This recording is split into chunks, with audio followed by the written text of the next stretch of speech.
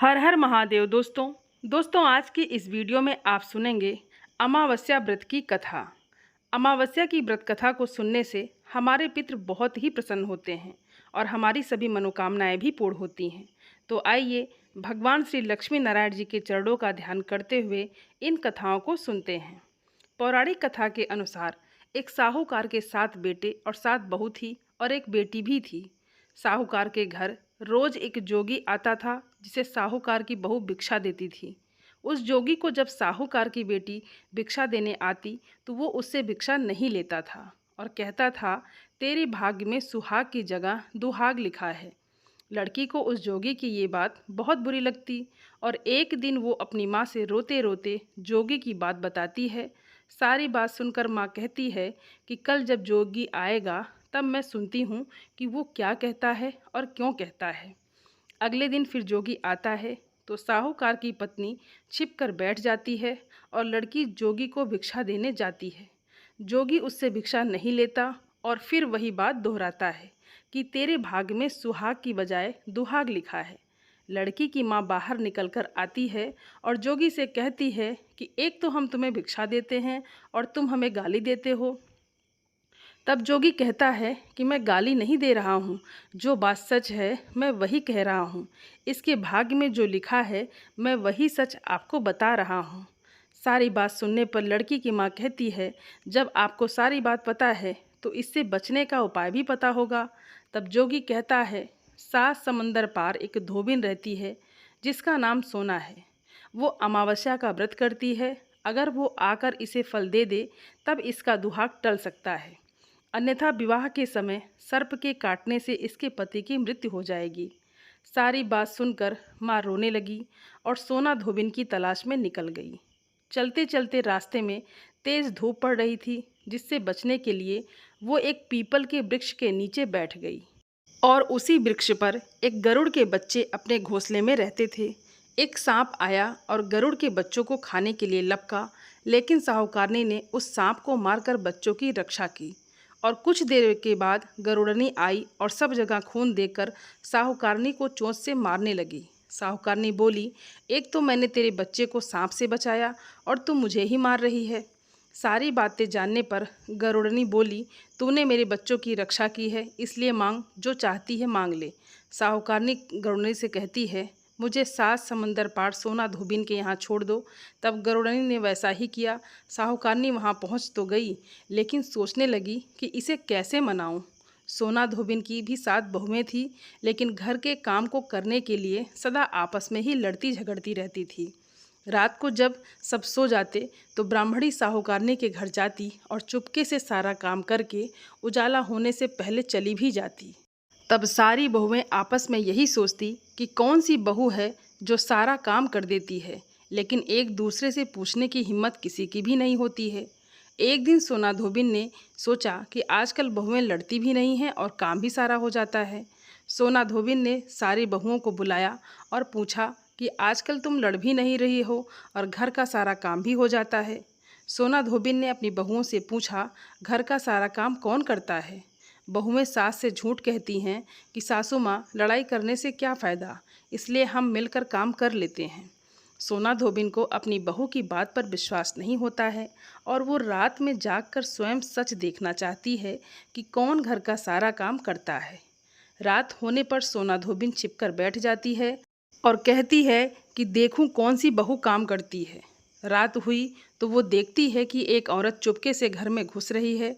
वो देखती है कि उसने घर का सारा काम कर दिया है और जाने की तैयारी में है। जैसे ही साहूकारनी जाने लगती है तो सोना धोबिन उसे रोकती है और पूछती है, तुम कौन हो और क्या चाहती हो? साहूकारनी कहती है, पहले तुम वचन दो तब बताऊंगी। सोना धोबिन वचन देती है। तब साहूकारनी कहती है कि मेरी बेटी के भाग्य में दुहाग लिखा है, लेकिन तुम अमावस्या का व्रत करती हो तो मेरे साथ चलकर उसे सुहाग दे दो। सोना धोबिन वचन से बंधी थी तो वो साहूकारनी के साथ चलने को तैयार हो जाती है। जाते हुए सोना धोबिन अपने बेटे व बहुओं से कहती है कि मैं इस औरत के साथ इसकी बेटी को सुहाग देने जा रही हूँ, लेकिन अगर मेरे पीछे से तुम्हारे पिताजी मर जाएं तो उन्हें घी और तेल के कूप में डालकर रख देना। सोना धोबिन साहूकारनी के घर पहुंच जाती है। साहूकारनी अपनी बेटी का विवाह करती है तो फेरों के समय सोना धोबिन कच्चा करवा, दूध तथा तार लेकर बैठ जाती है। कुछ समय बाद सांप आया और दूल्हे को डसने लगा तो सोना धोबिन ने करवा आगे कर तार से सांप को बांध दिया और सांप मर गया। अब सोना धोबिन ने लड़की को सुहाग दिया और कहा, अब तक मैंने जितनी अमावस्या की है वो साहूकार की इस लड़की को मिलेगा। अब आगे जो अमावस्या मैं करूँगी उसका फल मेरे पति और मेरे बेटों को मिलेगा। सभी लोग अमावस्या माता की जय जयकार करने लगे। सोना धोबिन अपने घर वापस जाने को तैयार हुई तो साहूकार ने कहा कि तुमने मेरे जमाई को जीवन दान दिया है, इसलिए तुम जो चाहो वो मांग लो। सोना धोबिन बोली, मुझे कुछ नहीं चाहिए, और वो वहाँ से चली गई। रास्ते में चलते हुए फिर से अमावस्या आ गई। उसने पीपल के पेड़ के नीचे बैठकर कहानी कही, व्रत रखा और पीपल के पेड़ की 108 बार परिक्रमा की। पीपल के पेड़ की पूजा करने के बाद वो घर जाती है तो देखती है कि उसका पति मरा पड़ा है। अब रास्ते में जो अमावस्या उसने की थी उसका फल अपने पति को दे दिया, जिसके प्रभाव से उसका पति फिर से जीवित हो गया। साहूकारनी से सब कहने लगे, तूने ऐसा क्या किया जो तेरा पति जिंदा हो गया? तब वो कहती है कि मैंने तो ऐसा कुछ भी नहीं किया है, बस रास्ते में अमावस्या तिथि आ गई थी जिसका मैंने व्रत किया, कहानी कही और पीपल के वृक्ष के नीचे 108 बार परिक्रमा की। अब सारी नगरी में ढिंढोरा पिटवा दिया गया कि हर कोई अमावस्या का व्रत करेगा, पूजा करेगा, कहानी कहेगा और पीपल के वृक्ष के 108 बार परिक्रमा करेगा। हे अमावस्या माता, जैसे आपने साहूकार की बेटी को सुहाग दिया वैसे ही सबको देना। प्रेम से बोलिए अमावस्या माता की जय। दोस्तों, आइए अब सुनते हैं आषाढ़ अमावस्या की अगली कथा, जिसे सुनने मात्र से पितरों की कृपा प्राप्त होती है और पितृदोष से भी मुक्ति मिलती है। पौराणिक कथा के अनुसार एक गांव में सास और बहू अकेले रहती थी और उनका बेटा विदेश में कमाने के लिए गया हुआ था। सास और बहू बहुत प्रेम से रहते थे, दोनों एक दूसरे की देखभाल भी करते थे। एक दिन बहू ने खाना नहीं खाया, तब सास बहू से पूछने लगी कि बेटी, आज तुमने खाना क्यों नहीं खाया? तब बहू कहने लगी, सासू माँ, आज मेरा अमावस माता का व्रत है, इसीलिए मैंने खाना नहीं खाया। तब सास ने कहा, बहू, ये अमावस माता का व्रत क्या होता है और इस व्रत को करने से क्या फल मिलता है, मुझे भी समझाओ। तब बहू कहने लगी, सासू माँ, अमावस माता का व्रत करने से बहुत पुण्य मिलता है, घर में अन्न धन भरा रहता है, सुख शांति बनी रहती है और अटल सुहाग मिलता है तथा पुत्र की प्राप्ति भी होती है। इसी तरह से 3 पनौती अमावस माता का व्रत भी रखा जाता है। इस व्रत में हर वर्ष अलग अलग खाना खाया जाता है और विष्णु भगवान के मंदिर में चढ़ावा चढ़ाया जाता है या फिर किसी ब्राह्मण को दान दक्षिणा दी जाती है। इस व्रत में पहले साल शक्कर, घी और चावल से बना खाना खाया जाता है। पहले साल व्रत पूर्ण होने के बाद 1.25 किलो चावल, 1 कटोरी घी और 1 कटोरी शक्कर का दान किसी ब्राह्मण देवता को दान में दिया जाता है और दूसरे साल जौ, घी और शक्कर से बना खाना खाया जाता है। और इसी तरह जब दूसरे साल का व्रत पूर्ण हो जाए तब 1.25 किलो जौ, 1 कटोरी घी और 1 कटोरी शक्कर किसी मंदिर में चढ़ाया जाता है या किसी ब्राह्मण को दान में देना होता है। और तीसरे साल गुड़, तिल और घी से बने व्यंजन खाने चाहिए। जब तीसरे साल व्रत पूर्ण हो जाए तब आधा किलो तिल, गुड़ और 1 कटोरी घी किसी मंदिर में चढ़ाया जाता है या ब्राह्मण को दान में दिया जाता है। सासू माँ, इसे ही 3 पनौती अमावस्या का व्रत कहा जाता है।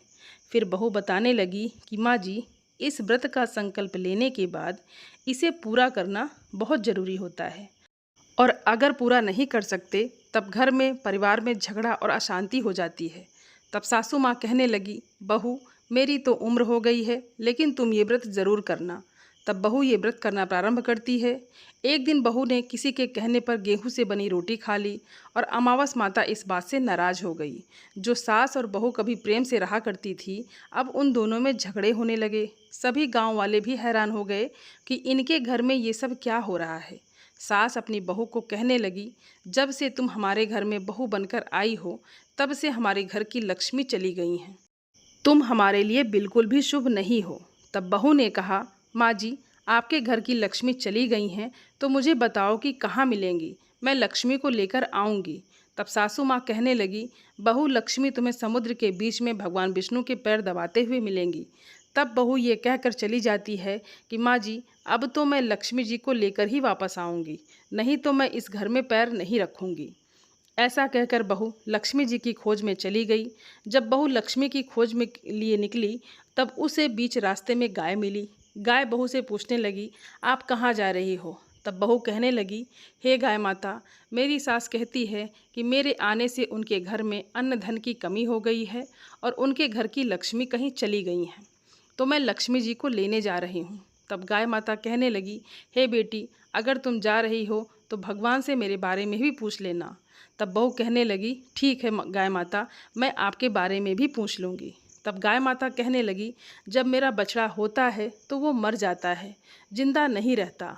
तुम लक्ष्मी जी से पूछ लेना कि आखिर मेरे साथ ऐसा क्यों हो रहा है, मैंने ऐसे कौन से कर्म किए हैं जिसकी सज़ा मुझे मिल रही है। तब बहू कहने लगी, गाय माता, मैं आपके बारे में ज़रूर पूछ लूँगी। ऐसा कहकर बहू आगे बढ़ गई। जब आगे बढ़ी तब रास्ते में उसे घोड़ी मिली, जिसके गले में घंटी बंधी हुई थी। घोड़ी ने भी कहा, बेटी, तुम मेरे दुख का निवारण लक्ष्मी जी से पूछ लेना। तब बहू कहने लगी, मैं ज़रूर पूछ लूँगी। ऐसा कहकर बहू आगे बढ़ गई। आगे जाते ही बहू को एक अंधा और बहरा बुजुर्ग मिला। उसने भी बहू से अपनी समस्या के निवारण के लिए पूछने को कह दिया। तब बहू उसकी समस्या भी भगवान से पूछने का कहकर आगे बढ़ गई। आगे जाते ही बहू को एक बूढ़ी औरत मिली, जो कि हाथ और पैर से अपाहिज थी।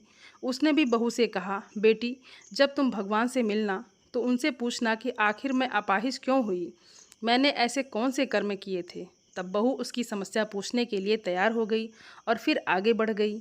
आगे जाते जाते बहू बहुत थक गई और एक आम के पेड़ के नीचे बैठ गई। आम का पेड़ बड़ा खुश होकर बहू से पूछने लगा, बेटी, तुम कहाँ से आई हो और कहाँ जा रही हो? तब बहू कहने लगी, मैं लक्ष्मी जी को लेने जा रही हूँ। तब पेड़ भी अपनी समस्या भगवान से पूछने के लिए कहने लगा कि मेरे पेड़ पर लगे हुए आम खट्टे ही क्यों होते हैं, इस बारे में बहू रानी भगवान से ज़रूर पूछ लेना। तब वो पेड़ की समस्या लेकर आगे बढ़ गई। थोड़ी दूर जाने पर बहू को एक तलाई मिली। वो भी बहू से कहने लगी, बहू, तुम भगवान से पूछना कि मेरी तलाई का पानी इतना मैला क्यों है, कोई भी यहाँ आकर पानी नहीं पीता। तब बहू कहने लगी, ज़रूर पूछ लूँगी। ऐसा कहकर बहू आगे बढ़ गई। बहुत दिन से जंगल में चलते चलते वो थक गई थी। उसे भूख भी लगी थी, लेकिन खाने को कुछ नहीं मिला, तो वो भूख और प्यास से बेचैन हो गई और जंगल में बेहोश हो गई। उसी समय भगवान श्री हरि और माता लक्ष्मी घूमते हुए उधर जा रहे थे। तब माता लक्ष्मी विष्णु भगवान से कहने लगी कि हे नाथ, ये तो आपकी बहुत बड़ी भक्त है, आप इसके दुख का निवारण कीजिए। तब भगवान श्री हरि कहते हैं, इस संसार में तो बहुत से जीव दुखी हैं, सभी अपने अपने कर्मों का फल भोग रहे हैं, मैं किस किस के दुख का निवारण करूं। तब माता लक्ष्मी भगवान श्री हरि से विनती करने लगी और कहने लगी कि वो भूखी प्यासी है, अगर इसे ऐसे जंगल में छोड़ दिया जाए तो जंगल के जानवर इसे खा डालेंगे। माता लक्ष्मी की बात सुनकर भगवान श्री हरि एक साधु का वेश धारण कर बहू के पास गए और उसे होश में लेकर आए। बहू के होश में आते ही साधु वेश में भगवान उससे पूछने लगे, तुम यहाँ क्यों आई हो और कहाँ जा रही हो? तब बहू ने सारी बात बता दी। उसकी बात सुनकर भगवान श्री हरि और माता लक्ष्मी प्रकट हो गए और उनके साथ साथ अमावस माता भी प्रकट हो गई। बहू ये सब देखकर उनके चरणों में गिरकर उन्हें प्रणाम करने लगी। तब अमावस माता बहू से कहने लगी, बेटी, तूने मेरे व्रत को खंडित किया है, इसी की सज़ा तुझे मिली है, लेकिन अब मैं तुझे क्षमा करती हूँ। अब तुम घर को जाओ, तुम्हारा घर अन्न और धन से भर जाएगा, तुम्हारा घर सुंदर महल में बदल जाएगा और तुम्हारी सभी मनोकामनाएं भी पूर्ण हो जाएंगी। ये सब होने के पश्चात बहू ने रास्ते में जो भी मिला था उन सभी के दुखों का निवारण करने के लिए विनती की। तब भगवान श्री हरि कहने लगे, गाय ने कभी अपना दूध किसी और को नहीं पिलाया, इस कारण उसके बछड़े जिंदा नहीं रहते। तुम उसका दूध पी लेना, फिर उसके बाद उसके बछड़े जिंदा रहने लगेंगे। और घोड़ी पिछले जन्म में आटा पीसने वाली महिला थी, वो किसी को आटा पीस कर नहीं देती थी, इसीलिए उसके गले में चक्की के पाट बंधे हुए हैं। तुम उसके पाट को खोल देना, वो बिल्कुल ठीक हो जाएगी। और वो बुजुर्ग कभी भगवान के मंदिर में नहीं गए थे और ना ही कभी उसने भगवान के भजन सुने। तुम उसे ले जाकर मंदिर में दर्शन करवा देना, इससे वो ठीक हो जाएगा। और अपाहिज महिला ने कभी अपनी जवानी में दान पुण्य नहीं किया, इसलिए उसे ये सज़ा मिली है। तुम उससे कुछ भी दान करवा देना तो उसकी विकलांगता दूर हो जाएगी। और वो आम का पेड़, उसने तो कभी अपने पेड़ के आम किसी बच्चे को खाने नहीं दिए, इसी कारण से उसके सभी आम खट्टे होते हैं। अब तुम उस पेड़ का आम खा लेना, फिर उसके बाद से उस पेड़ पर मीठे आम आने लगेंगे। और तलाई का पानी पिछले जन्म में देवरानी जेठानी थी, वो हमेशा आपस में झगड़ा करती रहती थी, इसीलिए उसका पानी मैला है। तुम उसका पानी पी लेना तो वो तलाई भी शुद्ध हो जाएगी, फिर लोग वहाँ आकर पानी पीने लगेंगे। इस प्रकार बहू ने भगवान श्री हरि और माता लक्ष्मी और अमावस माता को प्रणाम किया और उन्हें धन्यवाद दिया और अपने घर लौटने के लिए तैयार हो गई। रास्ते में उसे जो भी मिला, उनकी सभी समस्या भगवान के कहे अनुसार वो दूर करती गई। सभी ने उसे भर भर कर आशीर्वाद दिया और घर पहुंचते ही उसका टूटा फूटा घर एक सुंदर महल में बदल गया। उसके घर में अन्न और धन के भंडार भर गए। अब बहू ने सासू माँ से कहा, सासू माँ, आपने तो सच में कहा था कि मैं आपके लिए शुभ नहीं हूँ। मेरे जाने से ही आपके घर में लक्ष्मी आई है। अब आप यहाँ रहें, मैं मरने जा रही हूँ। तब सास ने कहा, बेटी, ये सब तुम्हारे अमावस माता के व्रत करने का फल ही हमें मिला है। तुम यहीं पर रहो, अब तुम यहाँ से कहीं नहीं जाओगी। इस प्रकार सास और बहू खुशी खुशी रहने लगी। और फिर एक दिन सास का बेटा भी विदेश से वापस लौट आया। घर में जब उसने खूब धन दौलत और धन के भंडार देखे, तब उसकी माँ ने सारी बात अपने बेटे को बता दी। इस प्रकार वो लोग खुशी खुशी रहने लगे और तीनों मिलकर अमावस माता के व्रत को रखने लगे। बोलिए अमावस माता की जय। हे अमावस माता, इस कथा को कहने, सुनने और हुंकारा भरने वाले सभी भक्तों के घर में धन धान के भंडार भरना और सभी की रक्षा करना। दोस्तों, उम्मीद करती हूँ ये वीडियो आप सभी लोगों को बहुत अच्छी लगी होगी और आप सभी सनातनी भाई बहनों से मेरा विनम्र निवेदन है, मेरे चैनल को सब्सक्राइब ज़रूर कर लें और वीडियो को लाइक और अपने फैमिली फ्रेंड के साथ शेयर ज़रूर करें। आप सभी को हर हर महादेव। धन्यवाद दोस्तों।